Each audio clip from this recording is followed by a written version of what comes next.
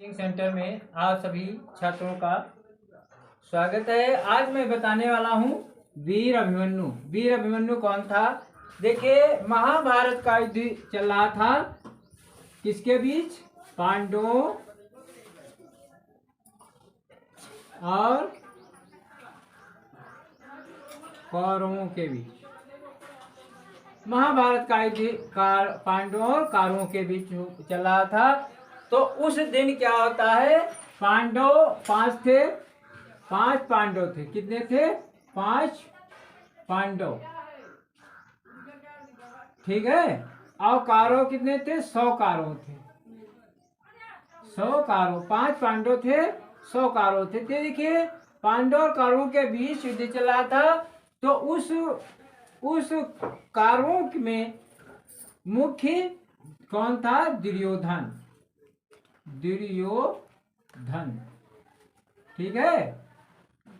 और यही इसी की मेन जड़ है, लड़ाई की जड़। दुर्योधन कह रहा था मैं सुई की नोक पर जगह नहीं दूंगा। तो कहने का मतलब छल कपट से इनका पूरा राज ले लिया। यही लड़ाई हो रही थी। तो देखिए, उस दिन क्या होता है, पांडव और कौरव, पांडवों के बीच। देखिए, ये दुर्योधन ने क्या किया? चक्रव्यूह की रचना की। चक्रव्यूह की रचना की। क्यों चक्रव्यूह की रचना की? क्योंकि चक्रव्यूह पांडवों में अर्जुन ही उसका भेदन कर सकते थे। अर्जुन के अलावा कोई भी पांडव इसको तोड़ना नहीं जानता था। तो आज पांडवों की सभा लगी है, और सभा में कौन कौन बैठे हैं? युधिष्ठिर, भीम, नकुल, सहदेव। जबकि अर्जुन युद्ध करते करते बहुत दूर निकल गए थे, ठीक है। ये दुर्योधन की चाल थी। क्या थी? चाल थी। तो कहने का मतलब आज ये सभा लगी हुई है, तो पांचों पांडव बैठे। तो उसी समय 16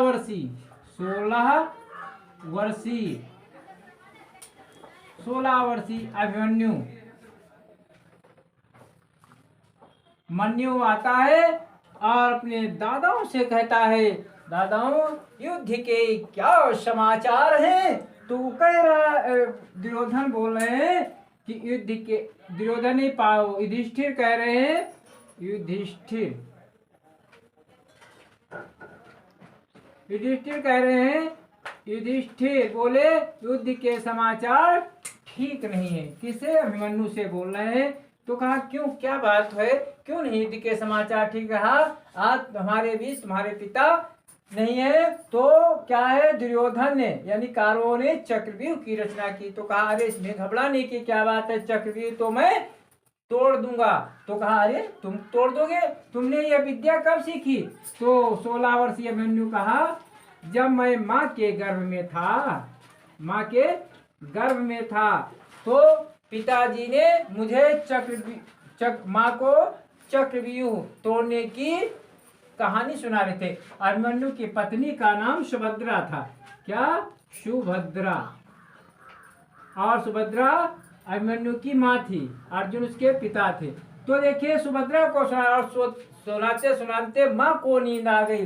जब छह द्वार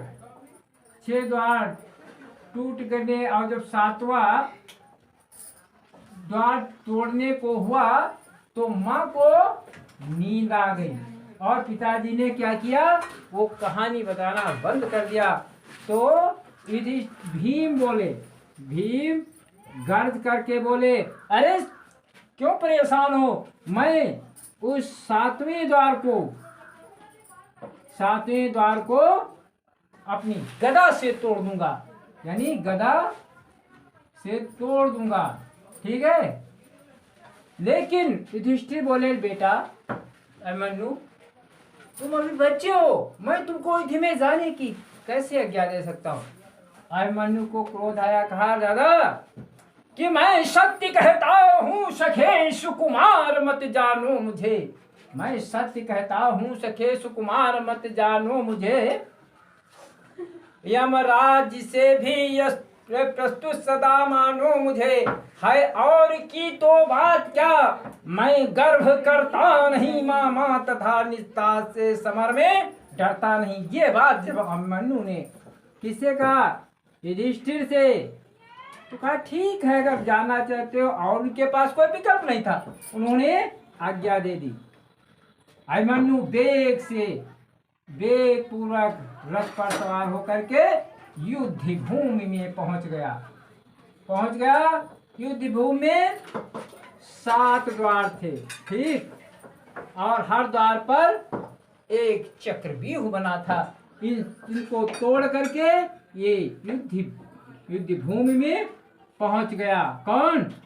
अभिमन्यु पहुंच गया, ठीक है। और इधर जो उनके जो साथी थे, भीम, नकुल, सहदेव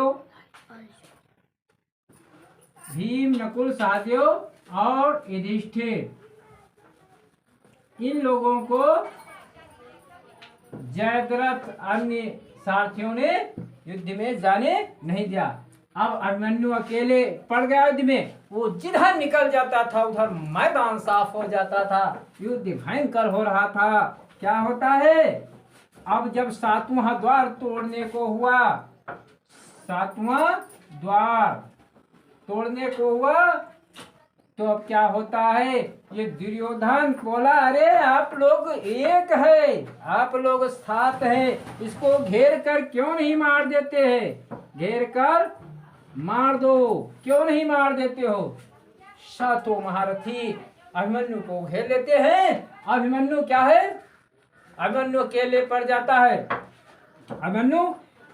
अभिमन्यु एक शत्रु बहु तेरे, होने लगे वार परिवार। अभिमन्यु अकेले है और वार होने लगे, उसके अस्त्र शस्त्र काट दिए जाते हैं, शस्त्र काट दिए जाते हैं। तो वो क्या किया, रथ का पहिया लेकर दौड़ पड़ा, घुमा करके दौड़ पड़ा मारने के लिए, किसको, कारों को। लेकिन क्या उसका रथ का पहिया भी काट दिया जाता है। जब रथ का पहिया काट दिया जाता है, अब क्या होता है, वो निहत्था हो जाता है, निहत्था हो जाता है और वार परवार होने लगते हैं। अंत में वो वीर धराशायी हो जाता है। जब वो धराशायी होता है तो जयद्रथ उसी समय आ जाता है। जयद्रथ आ जाता है और उसके सीने पर एक लात मार देता है, और क्या होता है, अभिमन्यु वीर गति को प्राप्त हो जाता है। आधा इधर क्या होता है, जब अर्जुन वापस आते हैं अपने पुत्र को मरा देख करके, उनका समाचार सुनना, तो उनको क्रोध आया और कहने लगे, कल सूर्यास्त होने के पहले मैं जयद्रथ का सर काट दूंगा, अन्यथा चिता में जलकर भस्म हो जाऊंगा। ये ने प्रतिज्ञा कर ली। किसने? अर्जुन ने प्रतिज्ञा कर ली। फिर क्या होता है, दूसरे दिन भयंकर युद्ध हुआ। जयद्रथ सभा के बीच में छिपा रहा, सामने नहीं आया। अब क्या होता है, संध्या का समय होने वाला है, तो क्या होता है, उसी समय युद्ध समाप्त हो गया, सूर्य अस्त हो गए। तो क्या होता है, अभिमन्यु का पिता अर्जुन चिता तैयार करवाया और अर्जुन चिता की ओर बढ़े। उस समय जयद्रथ भी आया, उस देखने सारे कारो इकट्ठा है, पांडव इकट्ठा है। अर्जुन जिस समय चिता की ओर बढ़ रहे हैं, उसी समय ओह ये क्या, ये सूर्य तो फिर से चमकने लगा। वो क्या किया, सूर्य फिर से चमकने लगा। ये क्या हुआ, क्या है, भगवान श्री कृष्ण का, अरे अर्जुन क्या देखते हो, अपनी प्रतिज्ञा पूरी करो, ठीक है। तो एक ही बाण प्राण हरि ले हूं, एक ही बाण में जयद्रथ का सर कलम कर दिया। एक ही बाण में उसका सर आकाश में चला गया, धड़ नीचे पड़ा है। क्योंकि सूर्य क्यों पुनः चमकने लगा, क्योंकि भगवान श्री कृष्ण ने उसको क्या किया था, सुदर्शन, सूर्य को सुदर्शन चक्र से सुदर्शन चक्र से ढक लिया था,